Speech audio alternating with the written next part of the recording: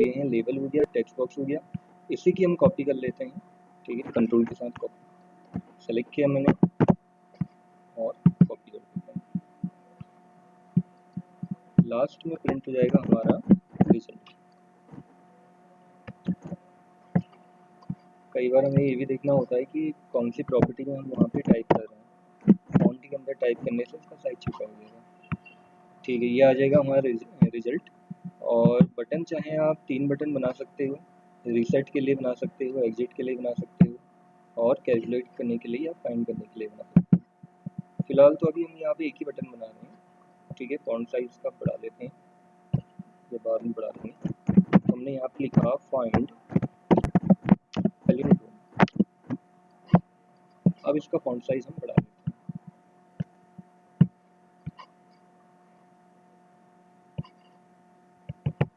ठीक है, 20 या 24 जितना रखना है ये होता है। तो मेन तो लेआउट हमारा इतना ही बनेगा, इसमें बहुत कुछ और बनाने की ज़रूरत नहीं है हमें। ठीक है, थोड़ा बहुत जो डिज़ाइनिंग वगैरह हो तो बाद में आप कर सकते हैं एडिशनल वगैरह, कि बैकग्राउंड लगाना है या बटन का कलर चेंज करना है, आपने लिखे हुए का कलर चेंज करना है, वो सब चीज़ें बाद में हो सकती हैं। ठीक है, कोडिंग करने के लिए बटन में डबल क्लिक करना होगा।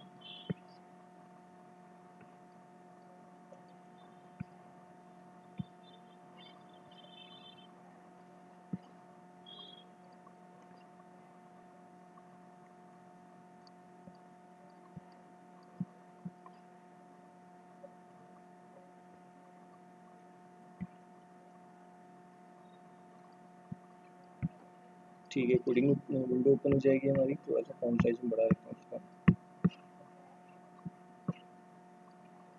फॉन्ट साइज बढ़ाने के लिए टूल्स का एक ऑप्शन मिलता है आपको। टूल के अंदर ऑप्शंस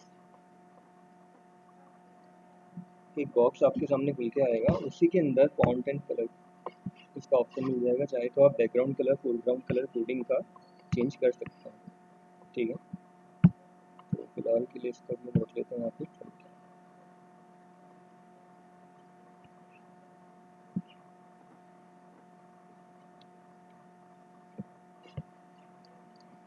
ठीक है, सबसे पहला काम हमें वही करना होगा, वेरिएबल डिक्लेरेशन। ठीक है, एक हमने लास्ट टाइम लिया था एन। आप एन लें, नंबर लिखें या पूरा भी लिख लें आप वहाँ पे। ठीक है, कितना भी बड़ा वेरिएबल, कितना भी छोटा वेरिएबल आप बना सकते हो, सिंगल वर्ड का ही होना चाहिए। लेकिन एन हो गया, एक्स हमने लिया था, एक हमने यहाँ पे टेम्प लिया था। ठीक है, दूसरा अच्छा ये भी हमें देना पड़ेगा किस टाइप के रहेंगे, इंटीजर।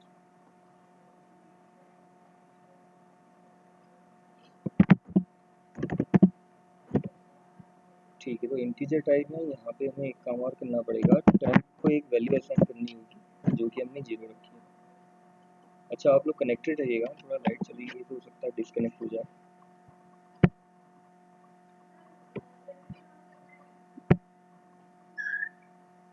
अभी लाइट चली गई ना।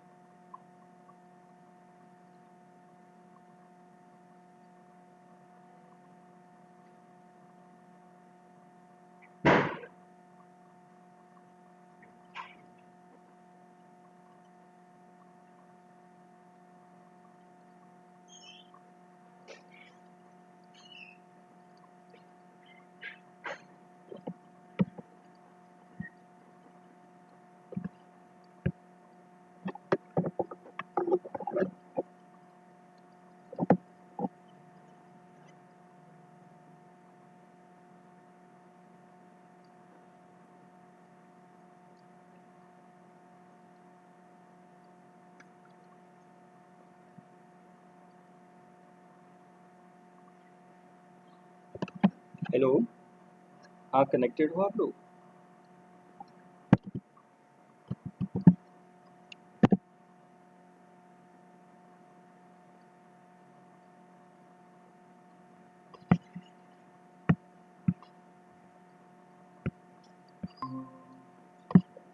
हेलो, हाँ कनेक्टेड है हाँ सभी। सर। ठीक है जी ठीक सर। है, वो यहाँ से लाइट चली गई थी ना, थोड़ा लाइट जाने में दिक्कत हो जा रही है, यस पूरा सर, ही बंद, कनेक्टेड है। पूरा ही बंद हो जा रहा है। चलिए ठीक है, आगे कंटिन्यू करते हैं, स्क्रीन शेयर करते हैं पहले। और लोग आए नहीं फिर भी, आज काफ़ी टाइम हो गया वैसे, अब तक तो आ जाना चाहिए। इनको बता देना आप, जो लोग नहीं आए हैं और नहीं आ पाए आज, कि कल भी स्टार्ट या कल से जो क्लास होगी वो भी 10 से स्टार्ट होगी और 10:45 तक चलेगी। पहले 1 आवर की रहती थी ना, अब एक और बैच लेना है तो इसलिए उससे थोड़ा सा टाइम कम हो गया है।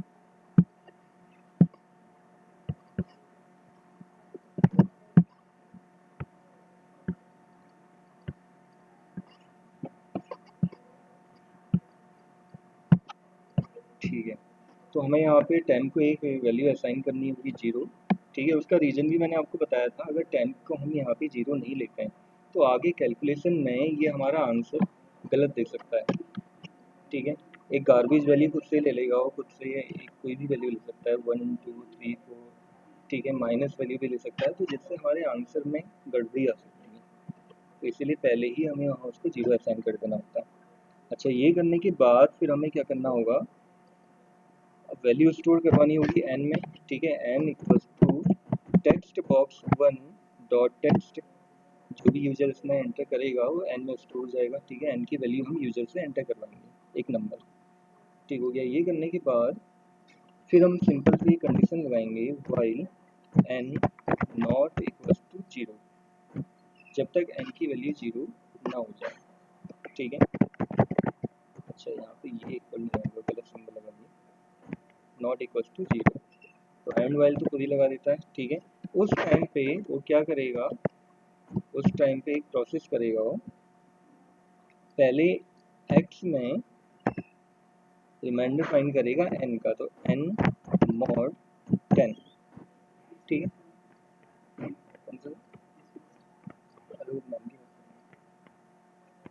एन मॉड 10, और टेम्प में एक वैल्यू स्टोर करवाएंगे, टेम्पररी वैल्यू। टेम्प की जगह आप कुछ और भी ले सकते हो, जरूरी नहीं कि टेम्प ही लेना है आपने। ठीक है, वेरिएबल का मैंने आपको पहले ही बताया था कि वेरिएबल अपने हिसाब से आप ले सकते हैं, जरूरी नहीं कि जो मैंने लिए हैं वही आप ले लेना है। 10 इंटू 10 प्लस एक्स हो जाएगा। तो लॉजिक तो हमारा वही रहेगा नंबर को रिवर्स करने का, n equals to n by 10। तो ये जब हो जाएगा उसके बाद हम फाइनली क्या करते थे, नंबर का जो रिवर्स आता था उसको हम वहाँ पे प्रिंट करवाते थे। चाहो तो आप एक लाइन ऐसा भी कर सकते हो, उसके लिए एक और बॉक्स आप चाहें यहाँ पे बना सकते हैं। ठीक है, the reverse of number is this, इस टाइप से। और लास्ट में आप दिखा सकते हो result, it is a palindrome number और it is not a palindrome number, जो भी आपने दिखाना है। ठीक है, अभी हम डायरेक्टली इसको करना चाह रहे हैं, तो सीधे ही कंडीशन दे दी। उसके लिए एक काम हमें और करना पड़ेगा। अब आपको पता है कि लास्ट में कैलकुलेशन होते होते एन की वैल्यू क्या हो जा रही है, 0 हो जा रही है एक टाइम बाद। तभी तो ये कंडीशन यहाँ पे फॉल्स हो जा रही है लास्ट में, कि 0 नॉट इक्वल्स टू 0। ऐसा कब हो रहा होगा, जब एन की वैल्यू 0 हो जा रही है। तो उसके लिए हम एक काम ये कर सकते हैं कि एन की वैल्यू पहले ही हम किसी वेरिएबल में स्टोर करवा देते हैं। एक वेरिएबल हम लेते हैं w, ठीक है, कॉमा w। ये भी क्या रहेगा, इंटीजर टाइप का ही रहेगा। तो एक वेरिएबल हमने ले लिया और एन की वैल्यू उसमें पहले ही स्टोर करवा दी, जिससे कि क्या होगा कि यूजर ने जो नंबर एंटर किया था वो नंबर और टेम्प में जो नंबर स्टोर होता है या कैलकुलेशन के बाद जो स्टोर हुआ नंबर, उसमें दोनों को हम कंपेयर करवा सकते हैं। ठीक है, अगर दोनों इक्वल होंगे तो फिर क्या होगा, नंबर पैलिंड्रोम होगा। अगर दोनों इक्वल नहीं होंगे तो नंबर पैलिंड्रोम नंबर नहीं होगा। ठीक है, इस टाइप से हमें यहाँ पे करना होगा। क्लियर हुआ? तो ऐसे हम फिर हम यहाँ पे ट्राई करके देखते हैं। तो इफ एक कंडीशन लगा देते हैं, time equals to w, then उस टाइम पे क्या होगा, प्रिंट करेगा। अच्छा, आप प्रिंट हम करवा रहे हैं टेक्स्ट बॉक्स 2 डॉट टेक्स्ट में। ठीक है, क्या प्रिंट करना होगा, नंबर इज पैलिंड्रोम। एक कंडीशन हम यहाँ पे लगा सकते हैं एल्स की। एल्स में क्या दिखाएगा, टेक्स्ट बॉक्स 2 डॉट टेक्स्ट में नंबर इज नॉट अ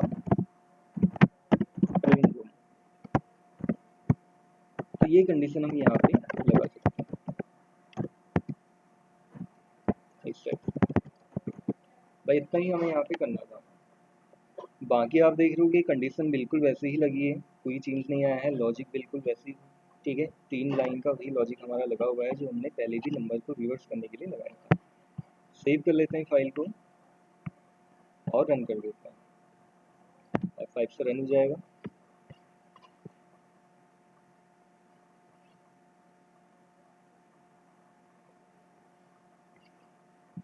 ठीक है, ये आ गया। अब हमने यहाँ पे एक नंबर एंटर किया 1 2 3 4। ठीक है, 1 2 3 4 का जो रिवर्स होगा क्या हो जाएगा, 4 3 2 1। ठीक है, तो जब हम फाइंड में क्लिक करेंगे तो क्या दिखा रहा है, number is not a palindrome. अब वो पूरा नहीं दिखा रहा है लिखा हुआ, क्योंकि बॉक्स हमने छोटा बना रखा है। ठीक है, बॉक्स का साइज या तो हमें बड़ा करना पड़ेगा, तो आपको पूरा लिखा हुआ वहाँ पे दिखा देगा। थोड़ा तो आपको बड़ा रखना ही पड़ेगा जिसमें कि आपका पूरा टेक्स्ट दिखाए। ठीक है, लिखा हुआ कठिन।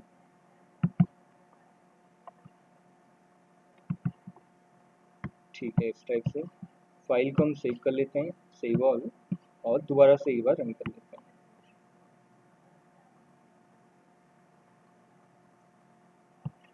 ठीक है, रन भी हो गया प्रोग्राम हमारा। हमने यहाँ पे एंटर किया 1 2 1, तो क्या दिखाना चाहिए उसने यहाँ पे, नंबर इज पैलिंड्रोम।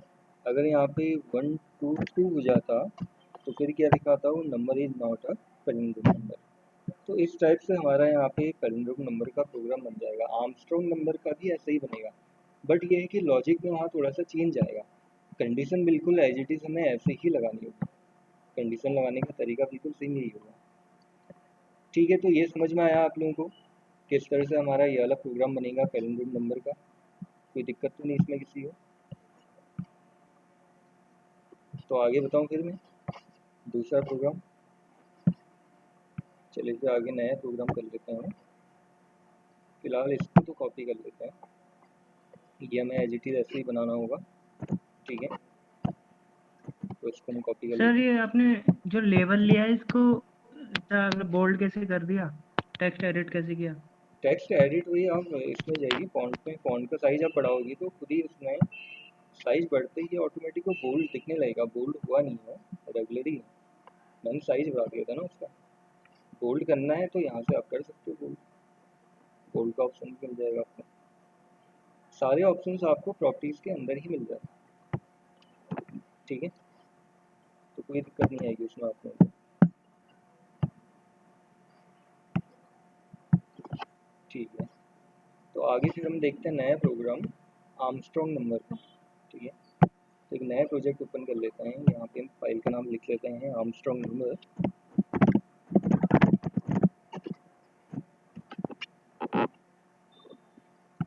ठीक है, फॉर्म का डिज़ाइन बना लेते हैं पहले, और जो हमने कॉपी किया था वहाँ से उसको पेस्ट कर लेते हैं।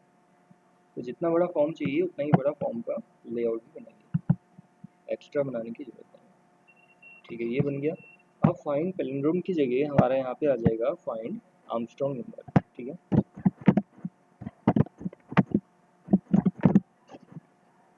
ये आ जाएगा। कोडिंग बिल्कुल हमारी वैसे ही होगी, थोड़ा सा चेंज आएगा।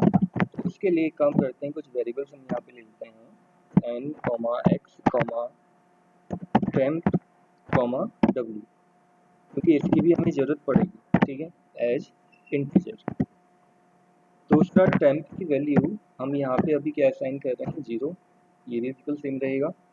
अब हमारी यहाँ पे कंडीशन लग जाएगी while n not equals to 0। तो उस टाइम पे वो क्या करेगा, 3 लाइन हम लिखते थे। ठीक है, अभी फ़िलहाल मैं वो तीनों लाइन लिख रहा हूँ, उसमें क्या चेंज आएगा फिर हम देखते हैं। पहली लाइन हम लिखते थे यहाँ पे x equals to n not 10। पहली लाइन में हम नंबर को क्या कर रहे हैं, अलग अलग कर रहे हैं, सेपरेट कर रहे हैं। ठीक है, पहले हमारे पास क्या है, कंबाइन नंबर मिलेगा हमें। अच्छा, उससे पहले एक काम और करना पड़ेगा, वैल्यू स्टोर करवानी पड़ेगी हमें। तो वैल्यू स्टोर करवाने के लिए हम यूज़ कर रहे हैं n का, n equals to text box 1 dot text, क्योंकि इसमें जो भी वैल्यू आएगी वो स्टोर हो जाएगी यहाँ पे। अच्छा, इसके बाद एक लाइन हम लिखते थे temp equals to temp into 10 plus x, और n equals to n by 10। ये लाइन लिखते थे। उसके बाद फिर हम लगाएंगे यहाँ पे condition if temp equals to w, then फिर हमें दिखाएगा टेक्स्ट बॉक्स 2 डॉट टेक्स्ट में नंबर इज आर्मस्ट्रॉन्ग नंबर, इस टाइप से। तो ऐसे हमें वहाँ पे वो मैसेज दिखाता रहेगा, ठीक है। एल्स में क्या दिखाएगा, अगर मान लेते हैं कि कंडीशन हमारी गलत हो जाती है, उस टाइम पे दिखाएगा टेक्स्ट बॉक्स 2 डॉट टेक्स्ट में number is not a Armstrong number, ये कंडीशन हमारी लगी है, ठीक है। अब आर्मस्ट्रॉन्ग नंबर हम कैसे निकालते थे, एक मैंने आपको वैसे एक मैनुअल कैलकुलेशन भी बताई थी, आर्मस्ट्रॉन्ग नंबर का एक एग्जांपल भी दिया था, जैसे 153 का एग्जांपल दिया था मैंने आप लोगों को, ठीक है। क्या एग्जांपल दिया था, 153 ऐसा नंबर जिसके हर डिजिट का क्यूब करने पर, ठीक है। अब इसमें कितने डिजिट है हमारे, 3 डिजिट है, तो हर डिजिट का हम क्या करेंगे, अलग अलग से क्यूब करेंगे। 1 का क्यूब 1, फिर उनको ऐड किया जाएगा आपस में, ठीक है। अब यहाँ पे जो हम 1 का क्यूब कर रहे हैं एक्चुअल में, जैसे 1 इंटू 1 प्लस 1 का क्यूब किया हमने, फिर हम कर रहे हैं 5 का क्यूब, 5 इंटू 5 प्लस फिर 3 का क्यूब, 3 इंटू 3। तो ये करने के बाद जो इसका एडिशन आएगा, जो हम पूरी कैलकुलेशन करेंगे, तो आंसर हमारा वही नंबर होता है। तो ऐसे नंबर हमारे क्या कहलाते हैं, आर्मस्ट्रॉन्ग नंबर। अब एक्चुअल में ये वाली ट्रिक हमें यहाँ पे फॉलो करनी पड़ेगी, ठीक है।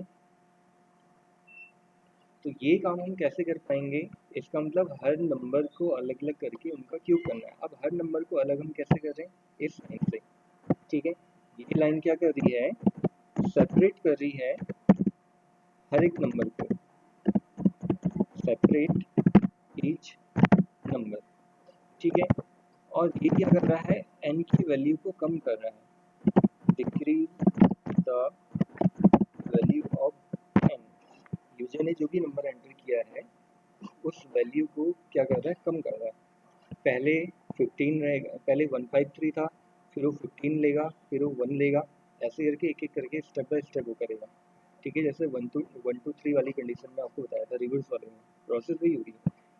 तो इसका मतलब चेंज जो हमारा आना चाहिए वो बीच वाली लाइन में आना चाहिए। यहाँ पे एक्चुअल में हो क्या रहा है, जब हम उसको रिवर्स करवा रहे थे, तो रिवर्स करवाने के बाद भी हम उसको 1 2 3 को 3 to 1 के फॉर्म में ले रहे थे। मतलब 3 to 1 जो हो रहा था, वहाँ पे एक तरह से 3 हमारा 100 में चले जा रहा था, 2 हमारा टेंस में रह रहा था, और 1 हमारा वंस में चले जा रहा था, ठीक है। जबकि पहले क्या हो रहा था, 1 2 3 वाली कंडीशन में 1 हमारा 100 की प्लेस में था, 2 हमारा टेंस की प्लेस में था, और 3 हमारा वंस की प्लेस में था। तो रिवर्स होने पे उनकी जो प्लेस है वो भी चेंज हो जा रही है, ठीक है। तो वहाँ पे हमें एक ऐसा फॉर्म चाहिए था कि जो पहले 10 बनाए फिर 100 बनाए, तो उसके लिए तब हमने इंटू 10 किया। इसका मतलब ये है कि हमें यहाँ पे ऐसा करने की जरूरत नहीं है, आंसर हमारा 153 से 153 ही आ रहा है, ठीक है। तो हम यहाँ पे पोजीशन तो चेंज करनी नहीं है, सिंपली हमने जो एक्स हम यहाँ पे अलग अलग कर रहे हैं उसको हमने क्या करना है, क्यूब करके आपस में ऐड करना है। तो इसका मतलब क्यूब कैसे होगा, एक्स इंटू एक्स, तो ये हो जाएगा उसका क्यूब। क्यूब करके हम टेम्प में उसको ऐड करते रहेंगे, ठीक है। और जब टेम्प में उसको ऐड किया जाएगा, टेम्प में पहले तो क्या होगी वैल्यू 0, पहले तो 0 में किसी नंबर को हम ऐड करेंगे तो वही आंसर आएगा। फिर जब ये वैल्यू स्टोर हो जाएगी टेम्प में, तो इसके बाद जो नेक्स्ट वाली एक्स की वैल्यू निकलेगी उसका क्यूब होने के बाद इसमें ऐड हो जाएगा, फिर लास्ट में फाइनल जो बचेगा नंबर उसका क्यूब होगा और इसमें ऐड हो जाएगा।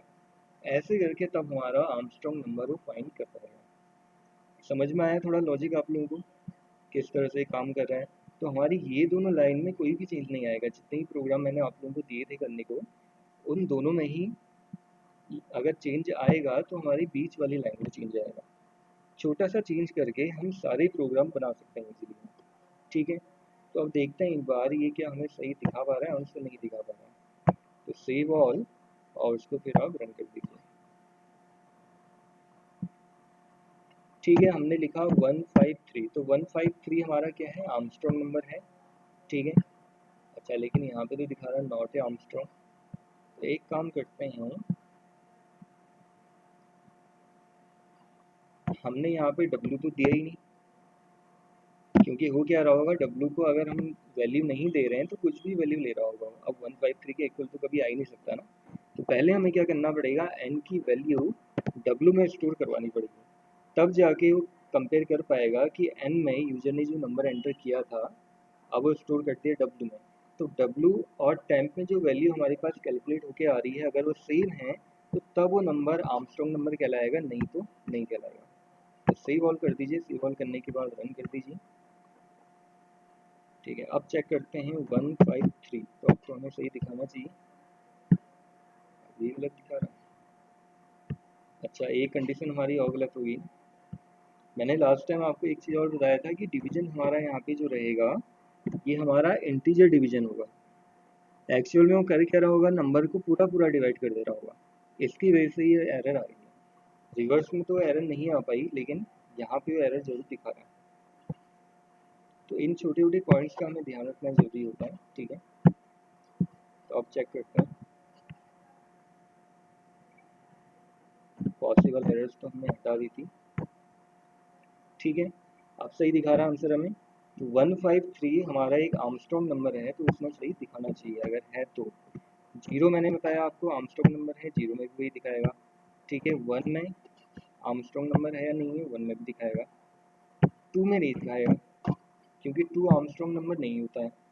मान लीजिए कि जैसे हम 2 का क्यूब करते हैं तो 2 का क्यूब करने पे क्या आता है, 8 आता है, जबकि 2 का क्यूब करने पे 2 ही आना चाहिए। तो आर्मस्ट्रॉन्ग नंबर ऐसा नंबर आर्मस्ट्रॉन्ग नंबर तब कहलाएगा, लेकिन ऐसा तो पॉसिबल है नहीं कभी। ठीक है, एक एग्जांपल और लेते हैं, जैसे मैंने आपको एक 370 बताया था, तो ये भी हमारा आर्मस्ट्रॉन्ग नंबर होता है।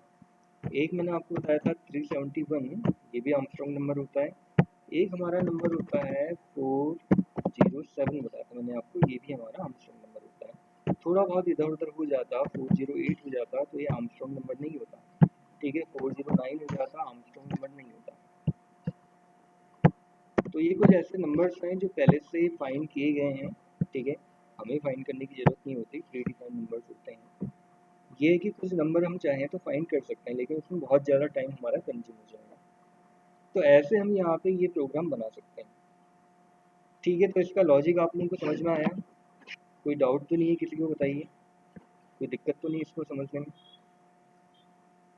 क्या लॉजिक हमने इसमें लगाया, क्या चेंज किया? बस एक छोटा सा ही हमने यहाँ पे चेंज किया। टेम्प में जो प्रोसेस हम कर रहे थे, जो ऑपरेशन हम परफॉर्म कर रहे थे, इंटू 10 की जगह, क्योंकि इंटू 10 की हमें यहाँ पे ज़रूरत नहीं थी, मतलब हम उसको एक्सपेंडेड फॉर्म में लाने की हमें ज़रूरत नहीं थी। हमें सिंपल उसको क्या करना था, हर नंबर का क्यूब करके उसको आपस में ऐड कर देना था। अच्छा, इसी के बेसिस में आपके 2 प्रोग्राम और बन जाएंगे। कौन कौन से? एक मैंने आपको बताया था कि किसी भी डिजिट को आपस में अगर हमने ऐड करना है, मान लीजिए कि जैसे हमारे पास एक नंबर था 1 2 3, मैं आपसे बोला था कि इसको हमने क्या करना है, सिंपली आपस में ऐड करना है। ऐड करने के बाद जो भी उसका आंसर आएगा वो हमारा एक रिक्वायर्ड क्या होगा, आउटपुट होगा।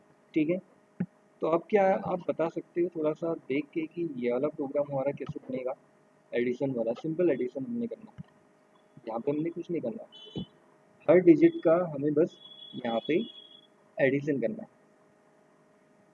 क्या लॉजिक लगेगा इसमें, कहाँ पे चेंज आएगा आपके हिसाब से, कोई बता सकता है?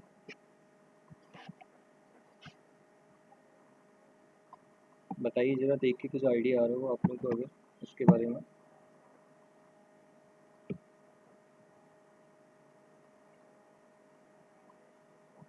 नहीं आ रहा आइडिया? अगर आप लोगों को ये प्रोग्राम समझ में आ गया तो जो प्रोग्राम मैं अभी आपसे कह रहा हूँ इसको इजीली बना दोगे आप। एक बहुत छोटा सा चेंज करना है मैंने इसमें,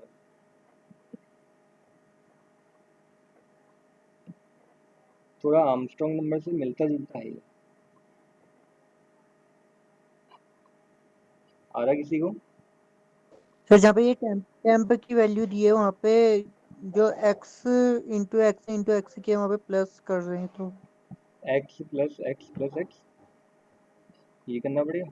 जी सर अच्छा, x may be plus x plus x, ठीक है चलिए देखते हैं फिर ट्राई करके।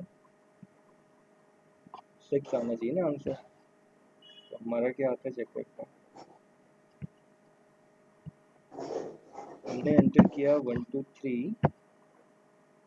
अच्छा, अब कंडीशन तो हट जाएगी इससे, कंडीशन तो ऐसे भी हटानी पड़ेगी ना।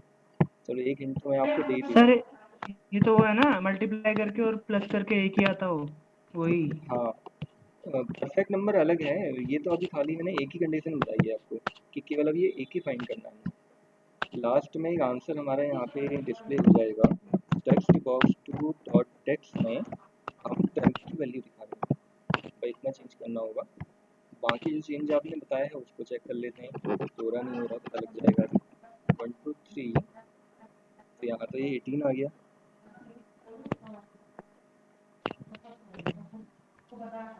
जबकि यहाँ 6 आना चाहिए था। 6 आना चाहिए था ना। हाँ, क्या चेंज करना होगा और हमें? सर ये हटाना पड़ेगा ये मोड जो है, मॉड वाली ये लाइन। जो n equal to n divide by 10 है। अच्छा, एन इक्वल्स नहीं to n equal to n divide by 10। N divide by 10, इस लाइन को हटाना पड़ेगा। चलिए इसको भी हटा देते हैं और अब रन करता हूँ। नंबर है हमारे पास 1 2 3, तो इसमें लिखा है नहीं, हैंग हो गया। तो इसका मतलब लॉजिक में कहीं ना कहीं एरर है। इसको थोड़ा आर्मस्ट्रॉन्ग नंबर से आप कंपेयर करके देखो। इसमें वही मैंने आपसे पहले ही बोला था कि प्रोसेस में कोई चेंज नहीं आएगा, क्योंकि हमें करना क्या है, ये दोनों प्रोसेस तो हमारी बहुत ज़रूरी हैं। क्योंकि ये क्या काम कर रहा है, हर नंबर को अलग अलग कर रहा है। अब हर नंबर को अलग करना ये पॉसिबल कैसे हो पा रहा है, जब n की वैल्यू भी कम हो रही है तब ऐसा हो पा रहा है। n की वैल्यू कम ही नहीं होगी तो करेगा नहीं, इसका मतलब ये दोनों लाइन तो जरूरी है। चेंज आएगा तो हमारा। सर ये हाँ, यहाँ पे रहेगा x प्लस एक्स हट जाएगा, एक सिंगल x बचेगा। सिंगल एक्स बचेगा, वही मैं कहना चाह रहा हूँ। क्योंकि आर्मस्ट्रॉन्ग नंबर में हर डिजिट का क्यूब करके हम ऐड कर रहे थे, यहाँ पे हर डिजिट का क्यूब तो करना ही नहीं है, सिंपल ऐड ही तो करना है हमने। ठीक है, सिंपल ऐड करना है तो हम क्या करेंगे, प्लस एक्स कर देंगे। अब ये हमारा वो प्रोग्राम बन गया। ठीक है, अब आर्मस्ट्रॉन्ग नंबर से हमने वो वाला प्रोग्राम बना दिया जिसमें क्या करना था, सिंपली हमें कोई भी नंबर मतलब हमें दिया हो, उस नंबर के हर डिजिट को आपस में ऐड करके हमें दिखाना था। ठीक है, सही आ गया। अगर मान लीजिए इसमें 4 भी होता तो 10 आ जाता आंसर इसका। 5 और ऐड हो जाए तो 15 आना चाहिए आंसर, मतलब हर डिजिट को आपस में क्या कर रहा है, ऐड कर रहा है। तो अब हमारा ये प्रोग्राम बिल्कुल सही बन गया। अच्छा, मल्टीप्लाई वाला कैसे होगा? मैं चाह रहा हूँ कि हर डिजिट को आपस में वो मल्टीप्लाई करके दिखाए या उसका प्रोडक्ट करके दिखाए। तो आप थोड़ा सा कुछ आइडिया दीजिए क्या चेंज आएगा। 1 इंटू 2 इंटू 3, जो भी इसका आंसर आए ये हमें दिखाए, क्या चेंज आएगा इसमें?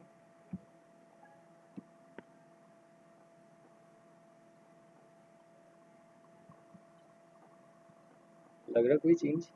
कहाँ पे चेंज आएगा, क्या चेंज आएगा? सर टेम्प की वैल्यू पहले तो 1 कर दो 10 और की वैल्यू प्लस 1। की जगह अच्छा, ठीक है 1 कर दिया।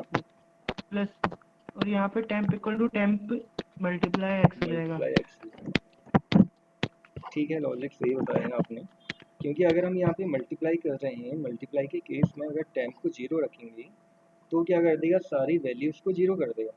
तो ऐसे तो आंसर कभी हमारा आएगा ही नहीं रिक्वायर्ड आंसर। तो इसीलिए टेम्प की वैल्यू में अपने हिसाब से हम यहाँ पे चेंजेस कर सकते हैं। ठीक है, ऐसा नहीं है कि मैंने वहाँ पे जीरो लिखा है तो हमेशा वो जीरो ही रहेगी।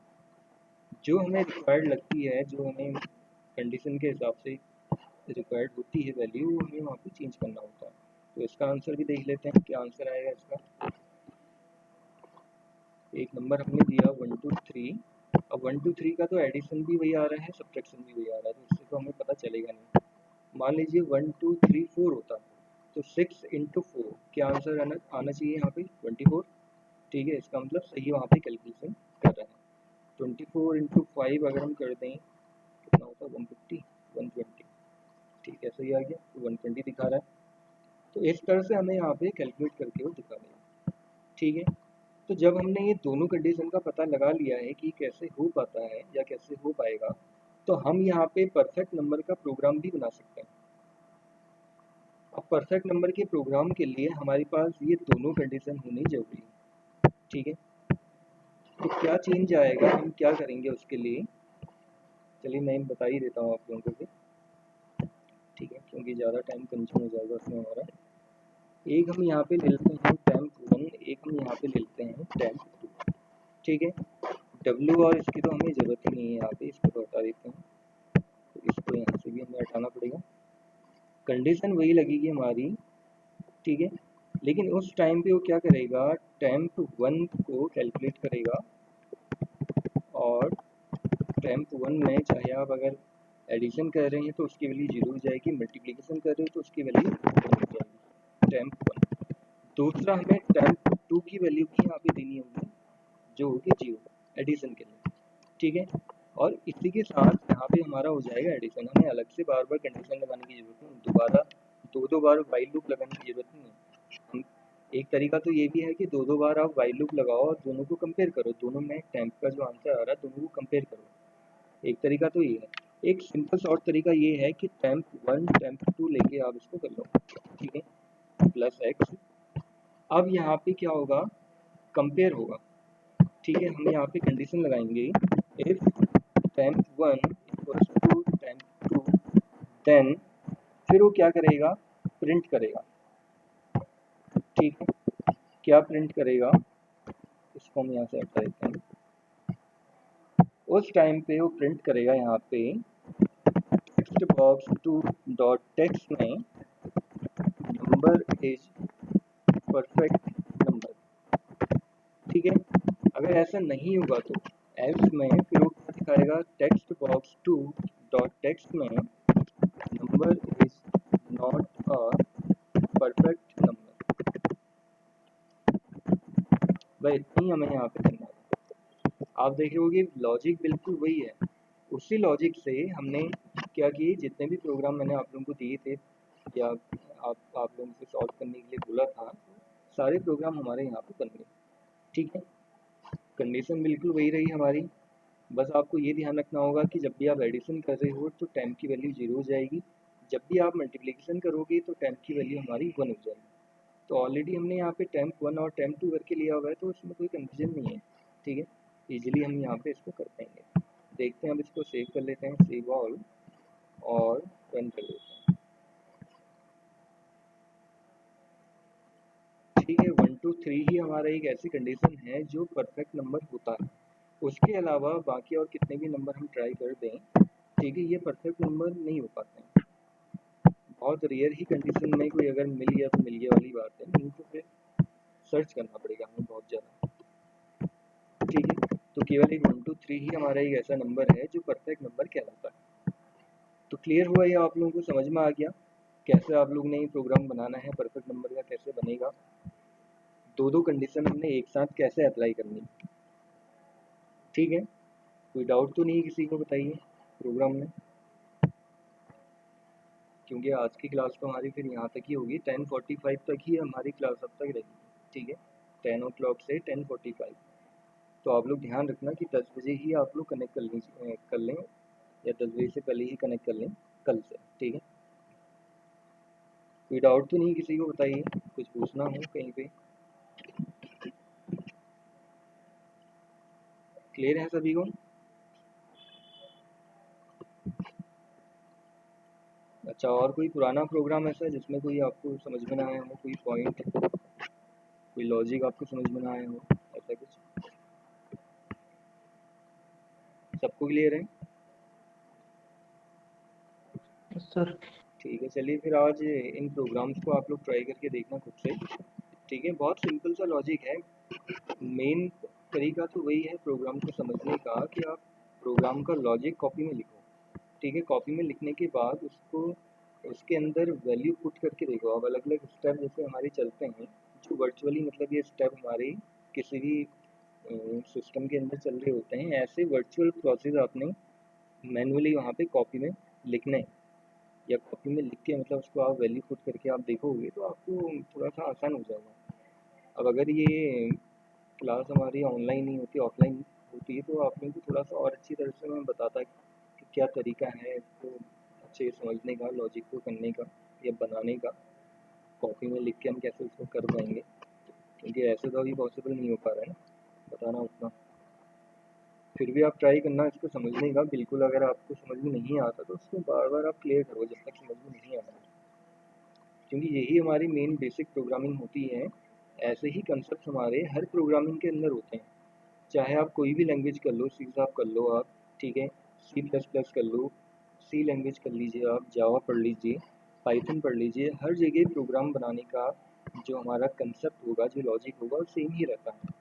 थोड़ा हम लिखने का मेथड चेंज हो जाता है, बस वही फ़र्क है, ठीक है। उनके सिंटेक्स थोड़ा चेंज हो जाते हैं, डिफरेंस बस वही होता है। चलिए फिर आज के लिए तो इतना ही करते हैं, और अगर आपको फिर भी कोई डाउट रहता है पुराने प्रोग्राम्स में तो आप बताइएगा, ठीक है। चलिए ठीक है।